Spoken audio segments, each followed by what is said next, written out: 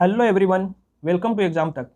दोस्तों, आज से हम लोग एक नए वीडियो सीरीज स्टार्ट करने वाले हैं जो एनसीईआरटी बेस्ड क्वेश्चन के माध्यम से हम लोग हिस्ट्री, ज्योग्राफी, पॉलिटी, इकोनॉमिक्स और साइंस को समझेंगे। दोस्तों, ये सीरीज मैंने इसलिए लाया क्योंकि हर एग्ज़ाम के प्रश्नों का आधार एनसीईआरटी ही है। तो मैंने सोचा क्यों ना एनसीईआरटी बुक से जितने प्रश्न बन सकते हैं उन्हें ही आप लोगों के साथ डिस्कस कर लिया जाए। तो आज शुरुआत हम लोग एंशिएंट हिस्ट्री से करेंगे और इसी तरह बाकी सभी सब्जेक्ट के भी वीडियो को लेकर आऊँगा।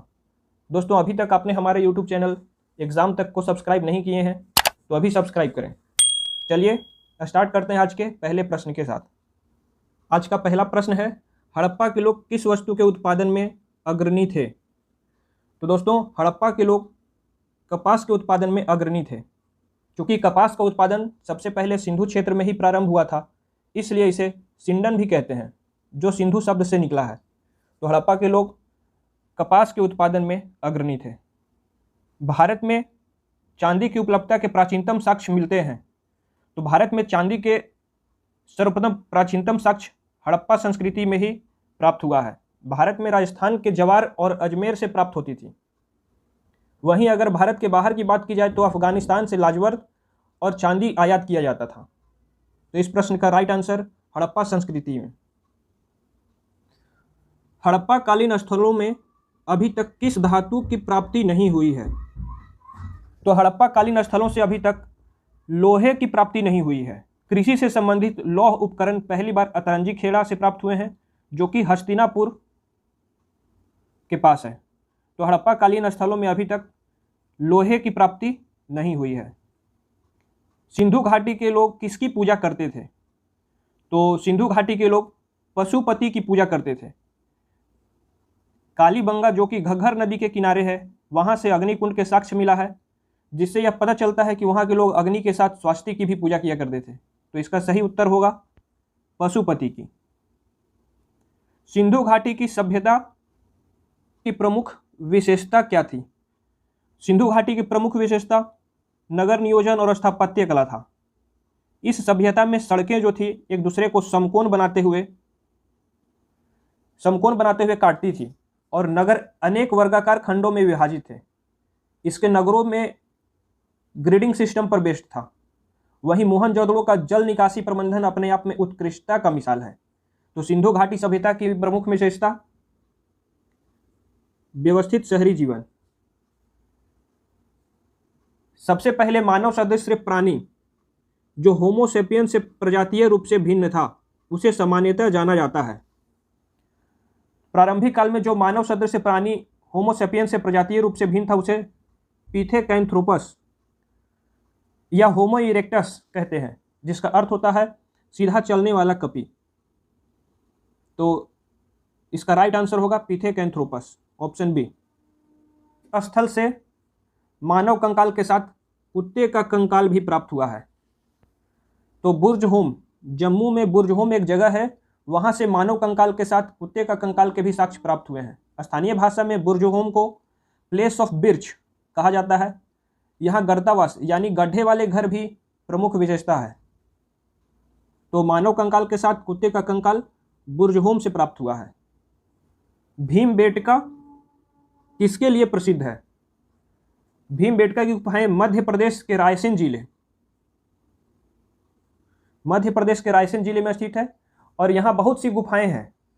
यहाँ की गुफाओं का खासियत है कि हर एक काल की, चाहे वो पूरा पाषाण काल हो, मध्य पाषाण काल हो या नव पाषाण काल हो, यानी हर एक पाषाण काल से संबंधित गुफाओं का वर्णन मिला है और इन गुफाओं में शैलचित्र मिले हैं। इसके अलावा 2003 में इसे यूनेस्को का वर्ल्ड हेरिटेज साइट भी घोषित कर चुका है। तो भीमबेटका गुफाओं के शैलचित्र के लिए प्रसिद्ध है, जो कि मध्य प्रदेश के रायसेन जिले में स्थित है। विश्व का पहला गणतंत्र वैशाली में किसके द्वारा स्थापित किया गया? तो वैशाली, जो कि बिहार में लिच्छवियों ने विश्व का पहला गणतंत्र स्थापित किया था। लिच्छवी वज्जी संघ का प्रमुख था। महात्मा बुद्ध के समय 10 गणतंत्र थे, जिनमें 8 वज्जी संघ के अंतर्गत आते थे और वज्जी के राजा थे चेतक, और चेतक की बहन त्रिशला, जो कि महावीर की माता थी। वज्जी संघ का राजधानी था वैशाली। तो विश्व का पहला गणतंत्र वैशाली में लिच्छवियों के द्वारा। महाभारत के अनुसार उत्तरी पांचाल की राजधानी स्थित थी। तो उत्तरी पांचाल और दक्षिणी पांचाल दो हैं। महाभारत के अनुसार उत्तरी पांचाल की राजधानी अहिच्छत्र में थी, जो कि वर्तमान में उत्तर प्रदेश के बरेली में स्थित है। तो वहीं दक्षिणी पांचाल की राजधानी कांपिल्य थी, और कांपिल्य वर्तमान में फर्रुखाबाद का जो एरिया है वही कांपिल्य कहलाता था। तो महाभारत के अनुसार उत्तरी पांचाल की राजधानी अहिच्छत्र। प्रथम मगध साम्राज्य का उत्कर्ष किस शताब्दी में हुआ? तो प्रथम मगध साम्राज्य का उत्कर्ष ईसा पूर्व 6ठी शताब्दी में हुआ था। हर्यक वंश के शासक बिंबिसार ने ब्रह्मदत्त को हराकर मगध साम्राज्य की स्थापना की, अतः उसे ही मगध साम्राज्य का वास्तविक संस्थापक माना जाता है। इसकी प्राचीन राजधानी राजगिरी या गिरिब्रज थी, जो कि बाद में जाकर उदयन के द्वारा पाटलिपुत्र स्थानांतरित कर दिया गया था। हर्यक वंश को पितृहंता भी कहा जाता है, क्योंकि इसके जो संस्थापक थे बिंबिसार, उनको उनके पुत्र अजातशत्रु ने हत्या कर दी, और बाद में अजातशत्रु के पुत्र उदयन ने उनकी हत्या कर दी थी। तो इसलिए इस वंश को पितृहंता भी कहते हैं। मगध साम्राज्य का उत्कर्ष ईसा पूर्व 6ठी शताब्दी में। निम्न में से किस बौद्ध ग्रंथ में 16 महाजनपदों का उल्लेख है? 16 महाजनपदों का उल्लेख 2 ग्रंथों में मिलता है। पहला बौद्ध ग्रंथ है अंगुत्तर निकाय, और दूसरा जैन ग्रंथ जो कि भगवती सूत्र है। तो इन दोनों ग्रंथों से 16 महाजनपदों का वर्णन मिला है। इन 16 महाजनपदों में वज्जी एवं मल्ल में गणतंत्रात्मक व्यवस्था थी, जबकि शेष में राजतंत्रात्मक व्यवस्था थी। इन 16 महाजनपद में मगध सर्वाधिक शक्तिशाली था, जबकि अस्मक ही एकमात्र ऐसा जनपद था जो दक्षिण भारत में गोदावरी नदी के किनारे स्थित था, जिसकी राजधानी पैठन या प्रतिष्ठान था। तो 16 महाजनपद का उल्लेख अंगुत्तर निकाय और भगवती सूत्र में था। जैन धर्म का आधारभूत नैतिक मूल्य क्या है? तो अहिंसा जैन धर्म का आधारभूत नैतिक मूल्य था। जैन धर्म में 5 महाव्रतों की व्यवस्था की गई है, जिनमें अहिंसा यानी हिंसा न करना, सत्य हमेशा सत्य बोलना, अस्तेय यानी चोरी न करना, अपरिग्रह यानी धन का संचय न करना, और ब्रह्मचर्य यानी अपनी इंद्रियों को वश में रखना। इनमें से ब्रह्मचर्य जो है महावीर स्वामी द्वारा जोड़ा गया था। तो जैन धर्म का आधारभूत नैतिक मूल्य अहिंसा। निम्नलिखित में से किसे लाइट ऑफ एशिया कहा जाता है? गौतम बुद्ध को लाइट ऑफ एशिया यानी एशिया का ज्योति पुंज कहा जाता है। गौतम बुद्ध के जीवन पर लाइट ऑफ एशिया नामक एक काव्य पुस्तक की रचना एडविन अर्नोल्ड के द्वारा किया गया। गोत्र शब्द का प्रयोग सर्वप्रथम कहाँ किया गया है? दोस्तों, गोत्र शब्द का अर्थ है पुत्र के पुत्र से उत्पन्न होने वाली संतान। गोत्र की अवधारणा सबसे पहले उत्तर वैदिक काल में आई, और टोटल अगर बात की जाए तो 7 गोत्र होते हैं, जो सभी ऋषि मुनियों के नाम पर हैं। इनमें कश्यप, वशिष्ठ, भृगु, गौतम, भारद्वाज, अत्रि और विश्वामित्र हैं। दोस्तों, हम सभी भी इन्हीं 7 गोत्र में से किन्हीं एक गोत्र से बिलोंग करते हैं। तो गोत्र शब्द का सर्वप्रथम प्रयोग ऋग्वेद में मिलता है। वैदिक काल में किस पशु को अघन्या माना गया है? तो गाय को वैदिक काल में अघन्या कहा जाता था, अर्थात न मारे जाने योग्य माना गया है। वैदिक काल में गायों की संख्या से ही लोगों की समृद्धि को व्यक्त किया जाता था, अर्थात जिसके पास जितनी गाय होती थी वह उतना ही समृद्ध होगा। तो वैदिक काल में किस पशु को अघन्या माना गया है? गाय को। चीनी यात्री वेनसांग किस विश्वविद्यालय में अध्ययन किया था? तो चीनी यात्री वेनसांग जो हर्षवर्धन के शासनकाल में भारत आया था और बिहार के नालंदा विश्वविद्यालय में योग शास्त्र का अध्ययन किया। उस समय नालंदा विश्वविद्यालय के कुलपति आचार्य शीलभद्र थे। वेनसांग को एक और नाम से भी जाना जाता है, और वो है यात्रियों के राजकुमार या शाक्य मुनि। वही नालंदा विश्वविद्यालय की स्थापना कुमारगुप्त के द्वारा किया गया था। तो वेनसांग नालंदा विश्वविद्यालय में अध्ययन किया था। भारत का नेपोलियन किसे कहा जाता है? तो भारत का नेपोलियन समुद्रगुप्त को कहा जाता है, और इन्हें विंसेंट स्मिथ अपनी पुस्तक अर्ली हिस्ट्री ऑफ इंडिया में कहा था। क्योंकि समुद्रगुप्त के शासनकाल में गुप्त साम्राज्य का सर्वाधिक विस्तार हुआ और इनके दरबारी कवि का नाम हरिसेन था, जिन्होंने प्रयाग प्रशस्ति की रचना की थी। तो भारत का नेपोलियन समुद्रगुप्त। वह संत जिसने अशोक को बौद्ध धर्म के प्रति आकर्षित किया। अशोक को बौद्ध धर्म में दीक्षित करने वाले विद्वान थे उपगुप्त। उपगुप्त को अलक्षणक बुद्ध भी कहा जाता है।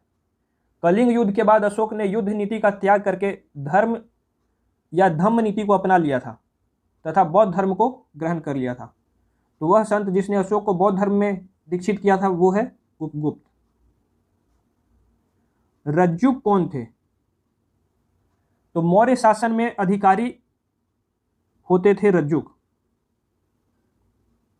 इसका उल्लेख अशोक के तीसरे अभिलेख में मिलता है। रज्जुक की बात करें तो आज के जो डिस्ट्रिक्ट मजिस्ट्रेट होते हैं, इन्हीं की तरह मौर्य शासन में रज्जुक हुआ करता था, जिसे राजस्व और न्याय दोनों का अधिकार प्राप्त था। तो रज्जुक थे मौर्य शासन में अधिकारी।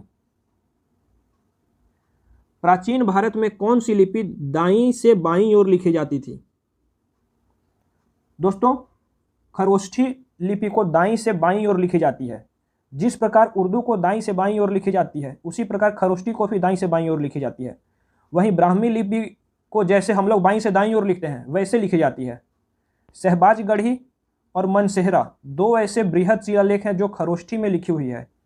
तो इसे आप लोग याद रखेंगे। इस प्रश्न का सही उत्तर खरोष्ठी हो जाएगा। मगध का सम्राट जो अपरो परशुराम के नाम से जाना जाता है, तो नंद वंश के संस्थापक महापद्मानंद को पुराणों में अपरो परशुराम यानी परशुराम का द्वितीय अवतार और सर्वक्षत्रांक यानी क्षत्रियों का नाश करने वाला कहा जाता है। तो अपरो परशुराम महापद्मानंद को बोला जाता है।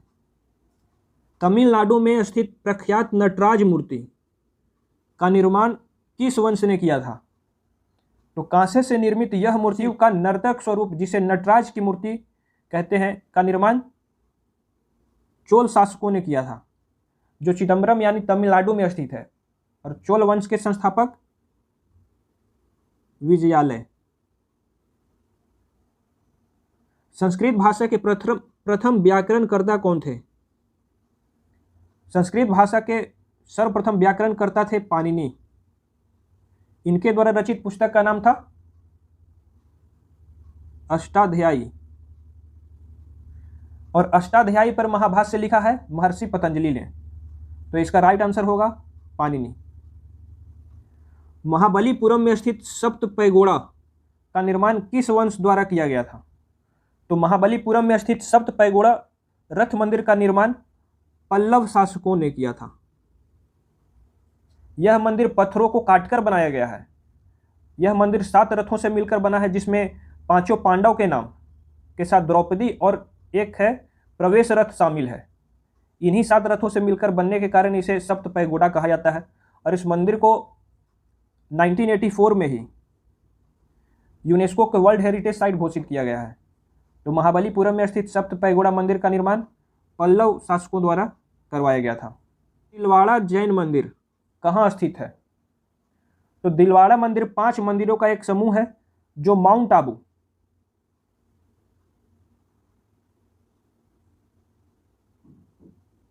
राजस्थान में स्थित है। इस मंदिर का निर्माण चालुक्य शासकों के द्वारा करवाया गया था। तो इसका राइट आंसर होगा ए, राजस्थान।